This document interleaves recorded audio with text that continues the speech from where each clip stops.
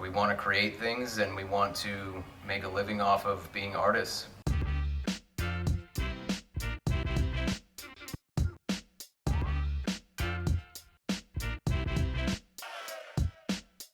What we work in is muralism done with spray paint, so spray can art.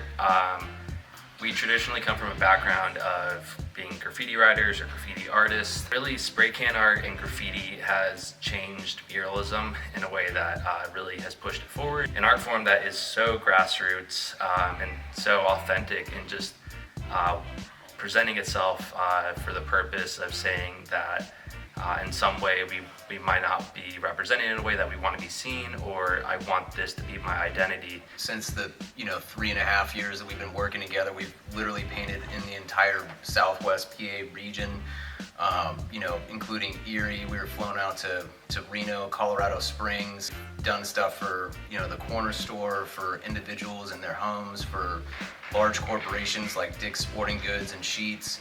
And so this is like literally our job, our full-time career at this point. So I feel like we have, many years of wisdom to be able to share with others and other artists that are looking to do something along these lines. Some of our other workshops, we've developed a whole curriculum that focuses on, basics of lettering, character development, like color, composition, and then, putting all of these things together to have a full background, like your lettering pieces, and then having a final piece that looks somewhat cohesive and all together in a graffiti style. At its core, graffiti being established by young black and brown kids from Philadelphia, New York, we have to give so much thanks to them because our whole art form was established by children who just wanted a voice and who wanted to say they existed.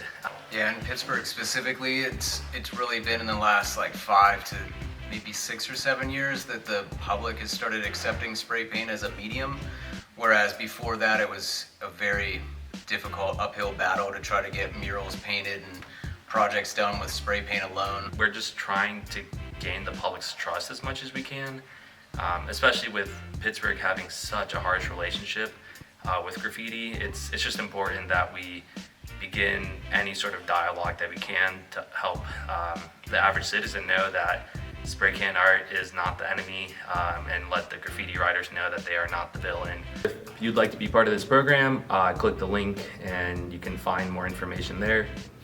Boom. Boom.